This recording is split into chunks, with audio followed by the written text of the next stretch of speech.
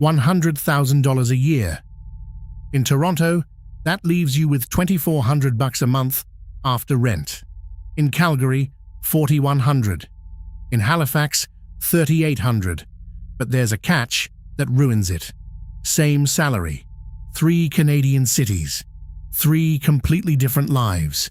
I pulled the actual numbers, taxes, rent, groceries, transit, everything, and the gap is bigger than anyone tells you.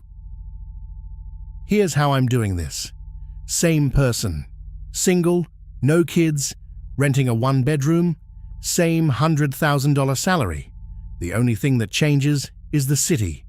I'm using Statistics Canada data, the latest CMHC rent reports, and 2026 tax brackets. No estimates. Real numbers. Toronto first. $100,000 gross. Federal tax, Ontario, provincial tax, CPP, EI. Your take-home lands at roughly $73,400 a year. That's about $6,120 a month in your bank account. Sounds okay. Now watch what Toronto does to it. Average 1-bedroom in Toronto in 2026. $2,580 a month, according to the latest rent reports. Add utilities and internet, you're at $2,750. Right there, almost half your take-home is gone. You haven't eaten, taken transit, or had a single beer. Groceries, $450. TTC Pass, $156. Phone, subscriptions, basics, another $250. What you have left for everything else? $2,400 a month. And by everything else, I mean savings, dating, travel, emergency fund, the works. Hold that number. Now, let's fly west. Same $100,000 in Calgary.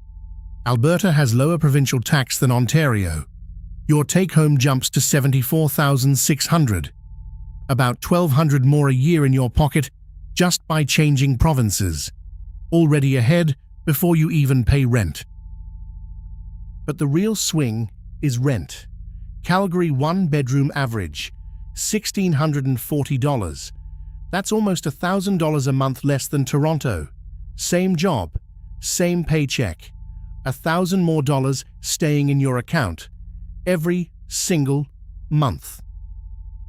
Same groceries. Transit pass is cheaper at $115. Basics the same.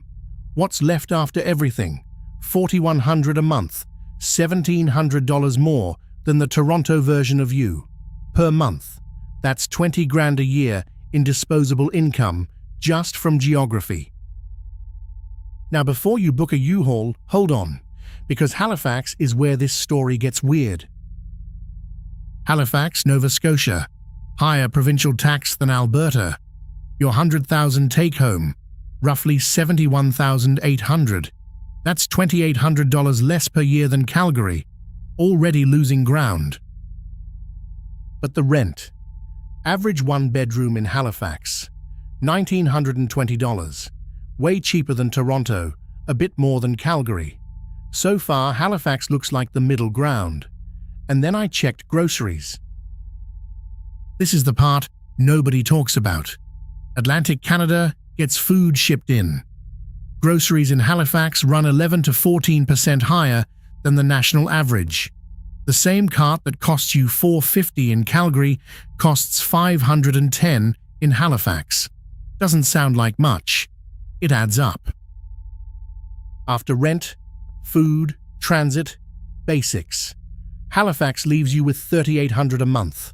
Better than Toronto by $1,400. Worse than Calgary by $300. Right in between. But there's one more thing. Here's the catch I mentioned at the start. A $100,000 job in Halifax is rare. The same role that pays $100,000 in Toronto often pays $78,000 in Halifax, so the comparison only works if you're remote or transferring in. Most people who move there take a pay cut, and that erases the whole advantage. So which city actually wins? On pure money, Calgary, $4,100 a month left over, lowest tax, cheap rent. Toronto loses hard, $2,400 left, and most of that disappears the first time you try to do anything. Halifax is the trap.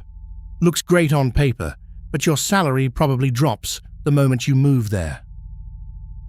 The lesson nobody in Canada wants to say out loud: your salary isn't your salary. Your salary minus your city is your salary. $100,000 in Toronto is roughly the same lifestyle as $72,000 in Calgary, pre-tax. Think about that. Most Canadians plan their career around the salary number. They should be planning it around the salary minus the city. That's the only number that actually decides what your life looks like. If you got something out of this, hit subscribe. I'm putting out one of these every day this week, all about what Canadian salaries actually mean in 2026. Same salary, 3 cities, 3 completely different lives. Pick yours carefully. The map costs you more than the job ever did.